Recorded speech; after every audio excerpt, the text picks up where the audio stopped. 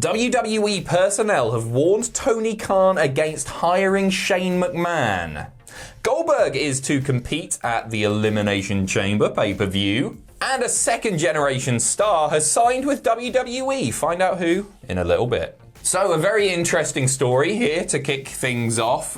Wade Keller saying on yesterday's PW Torch audio that WWE Personnel have warned Tony Khan against hiring Shane McMahon and having Shane come into AEW. The quote here is, people in WWE are letting me know that someone should warn Tony Khan what he's in for if he brings Shane in. This is nuts. Because the sense of entitlement, and I don't know if ego is the right word, that Shane would bring along with him in a company that isn't WWE would probably be amplified compared to how he was acting on Saturday, which was just basically out of control. So they're actually warning him. They're trying to do him a favour, apparently. Don't do it, because he's a nutter backstage. He only cares about himself, and he will poison your lovely little company, Tony Khan. Wow. So I initially thought that this was going to be like, don't hire the boss's son, right? Yeah. That is mental. Yeah. We will torch the place down. What are you playing at? But actually, they're doing him a solid. He'll mess things up. I mean, especially after everything that's been said about him backstage at the Royal Rumble as well, you know, like just creatively people not being satisfied with what he was pitching, and fair enough as well. He pitched himself to look very good in that match because he was going toe-to-toe with Matt Riddle, a former UFC MMA man, and he was striking him straight in the tit and taking him down, and it was... He tossed off weird. Kevin Owens, didn't he? Got rid of him. He did. I'm like, what if this is just a Trojan horse? What if they're saying, don't do it, Tony Khan, don't do it? I don't think it is. I think they're actually being genuine here and saying that just don't. I think this is fascinating. Like, I don't think that Shane McMahon is going to be signed to a full-time deal. I don't think we're going to see a graphic that says Shane McMahon. Shane McMahon is all elite. And I don't think, we'll see him pop up on Dynamite each week. But if Shane McMahon was to walk out in the AEW zone, it would be one of the biggest moments in wrestling in recent memory, potentially one of the sort of most iconic moments, straight away. It would just be so fascinating and exciting. Yeah. And I have no interest in watching Shane McMahon wrestle in AEW. No, me neither. There's no part of me that wants to see that. But who doesn't love a bit of drama? Who doesn't love a bit of drama? And from what we've heard over the years, you know, the relationship between Vince and Shane isn't the best. So, I mean, you know, to spite his dad, off he goes to the rival company. Imagine. That would be insane, It's so much more interesting because, it's father and son. Yeah. This isn't like them nicking a top star. This is it's his son. Yeah, it's family. It's his son. Yeah. And have Stephanie selling merch in the concourse. And Triple H, main event, obviously. Cody. Triple H versus Cody. I've booked it all. Yeah. Make a few calls, Tony. Well, did Shane McMahon just win the AEW Championship? He's the best wrestler in the world, let's not forget. He's got that cup. That cup means everything. He's got the cup, it means everything in the world. You know that's on his mantle. You know, without a doubt. Pride of place. He drinks from it every day. He puts whiskey in it. Next up, a big name set to compete at the Elimination Chamber. This is via Fightful, who have learned that Bill Goldberg is coming back. The plan is for him to return to WWE imminently. The working plan has been for Goldberg to work the upcoming Elimination Chamber event in Saudi Arabia. This is barely a surprise because that's where the big money is. And he, I believe, if memory serves, his deal was 2 matches a year for 3 years. So. And I don't think he signed an extension. This could be coming up to his last stop. Yeah. But because he said to Sports Illustrated, didn't he? He said to Sports Illustrated that he's got one more match on his remaining deal. Yes. So this could very likely be the last one. Although he is still box office. I know that everybody hates him, right? Although the match with Lashley, I thought was class. Yeah, it wasn't too bad. It depends how he's booked. I can take him or leave him at this point. But he is still box office. He does bring in the buys. So it wouldn't surprise me. They continue. The most recent plans that Fightful had heard of were that Goldberg would be challenging Roman Reigns for the Universal Championship. The match was set to take place for the title 2 years ago at WrestleMania, but Reigns withdrew for the match at the start of the pandemic and didn't return until August. I totally forgot about that. Yeah. Totally forgot about that. I'm disappointed if that is the match. If it's Goldberg-Roman, I'm disappointed because I think the stuff that happened with Seth should be continued. Like following the Royal Rumble, like the Roman stuff with Seth, that certainly shouldn't be over yet. Yeah. You've got another match there. I don't want to see Big Bill inserted into that just to guff things up. I mean, that's very true. So I like the way, even though it was a bit controversial, the ending of the Royal Rumble match between Rollins and Reigns, the door is still open for them to revisit that because Reigns didn't beat Seth Rollins outright, did he? No, exactly, and then he killed him afterwards. Exactly. However, like, part of me is thinking, let's just get Goldberg out of the way. And I guess it all comes round full circle because it was supposed to be Goldberg versus Roman Reigns at WrestleMania. If this is to be his last match, and then he doesn't re-sign, I think that's fair enough. I think get that out of the way. Personally, I that's think the what I timing's think. wrong. We're on the road to WrestleMania now. If this is everything should be building to WrestleMania at this point. But I guess then if Roman Reigns beats Goldberg, obviously I know Goldberg is a little older now. If Roman Reigns beats Goldberg, that still, I guess, makes him look like a monster heading into WrestleMania against Brock Lesnar. Nah, I don't think he needs it. No? I don't think so. Anyway, I think it's a distraction when they should be focusing on. Which is true. What you're saying there is very true, especially in the last news video we did talking about. There's definitely other people that deserve a spot more than Goldberg. So. I don't know the specifics of the contract. Maybe they've got to get this out of the way before WrestleMania or something like that. So maybe they've just got to do it here. And Saudi is where they're going to make the most money. I don't know. They like the big names, don't they, at the Saudi shows? So. Yeah, for sure. Yeah. We used to be able to go, oh, it's all right, it's non-canon. It's just this silly pay-per-view event. But this is like the Elimination Chamber. They are canon now. They just are. They're just part of WWE's calendar.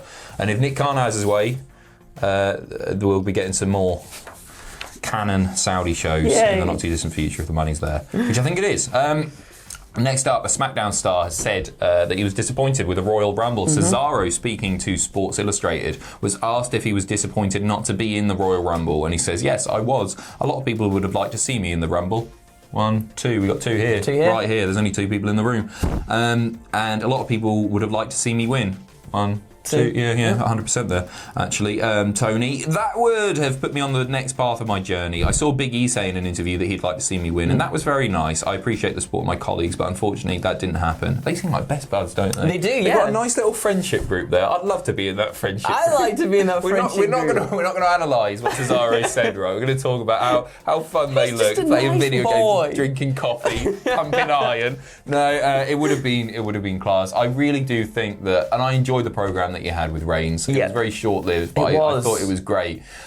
I think that was it. It wouldn't surprise me if we never see that again from Cesaro, too. Which would be gutting. It would be gutting because you've got, as you know, Cesaro was saying here, he and Big E were talking and whatnot. Big E saying he'd like to see him win. I would like to see Big E and Cesaro go at it for a huge championship match. That would have been great, wouldn't it? They've got so many main eventers, and as we were saying prior, there's 4 or 5 people that they keep circling back to, and that's such a shame and such a waste of talent as well, I think. Yeah, it is. I remember watching Vince McMahon being interviewed. I think it was Broken Skull Sessions, and Austin asked him about Cesaro, and Vince was like, yeah, he's an incredibly talented performer. He's just missing that one thing, and that one thing is the charisma. Yeah. And I get that. I really do, because he's not the strongest promo or anything like that. But I actually think that everything else more than makes up for his I agree. Just sort of average promo ability. He's so captivating to watch. Exactly, and I guess much like Brock Lesnar when he first came into the company, you pair him up with someone like Paul Heyman to get into that next place. And maybe if you pair Cesaro up with someone, maybe like a Paul Heyman, Cesaro and Paul Heyman together, that would be insane. That would be so good. That's honestly all he needs. And it's been done in the past. Just give him a manager. I know they don't like managers anymore, but that is the missing ingredient to Cesaro. Same with Bobby Lashley as well, wasn't it? You pair him with MVP, and look at him now. He's a main eventer, which is incredible. That's insane to even think about, I think, at this point. Wow, Bobby Lashley finally got there, where he was always, I think, he was always supposed to be when he first came in 2006, I think, when he came in. I think he was always supposed to be in that main event event picture, but he never quite got there until being paired with MVP. And I think Cesaro would do wonders with someone. I think. Agreed. I don't think they're going to do it. No. I think he'll just be in the mid card for. Yes. I'm such a pessimist, aren't I? He's got lovely nipples. Lovely He does. big nipples. He does. Next up, title change and heel turn last night on Impact Wrestling. Matt Cardona defeating Jordan Grace for the Impact Digital Media Championship. Congratulations to him. He's got another novelty belt. He gained the advantage of a distracted referee and attacked Grace with a chair to win the title. He left flipping off the crowd. You what? Take that. What's about YouTube show? This is 10 years ago. Like this is such a weird one because everybody at GCW boos him, right? He's the biggest heel in the business at GCW. He goes to Impact and he's just a babyface. Like there's nothing really changed, but his character itself hasn't changed either, which is so strange. I guess it's just the GCW mentality of like big time mainstream wrestler coming into our thing. What's that all about? And then he's loved in Impact, but and I was so confused when I was like, why is he such a big baby face? But I hate it, you know. It really winds me up. Really? The like, it's one thing that bothered me about the UK indie scene, and it's totally unavoidable, or any indie scene, in fact, is when you've got wrestlers being babyface in 5 promotions, being heel in 5 promotions, and then sometimes a heel on social media, sometimes a babyface on social media. And I get it, because they've got to work in all these different places to make money and everything. They're not going to get just a full-time contract somewhere. But it does...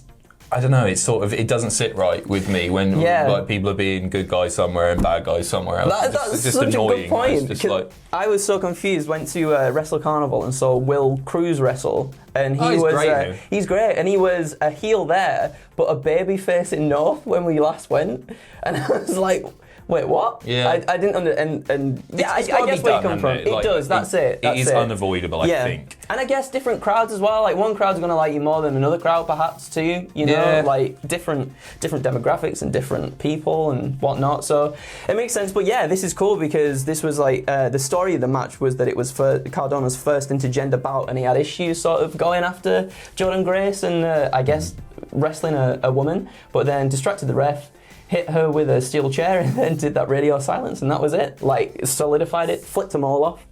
Go on, Matt Cardona. Good lad. Absolute run of his career. Isn't he? He's doing amazing stuff. Now. He's doing amazing stuff. And he's pretty much heel across the board now, I guess. Yeah. Makes sense. Good stuff. We are finishing with the story of a daughter of a former WWE champion signing with the company. Any guesses? I mean, you've read the story already. Keep going. Yeah. Did you get it? Mr. Socko. It's Mick Foley. Of course, we are talking about Santino Marella's daughter, Bianca Carelli, has signed with the company.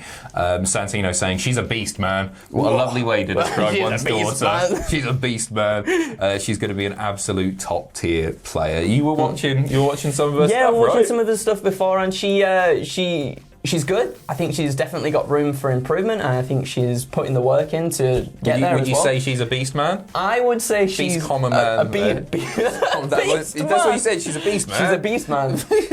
I think not quite yet. I think she definitely has the potential to be a beast, man. But beast, comma man. A beast, comma man. Semi-beast, comma man. But yeah, I think with a few more matches under her belt and whatnot, I think she's definitely got the potential to be up there.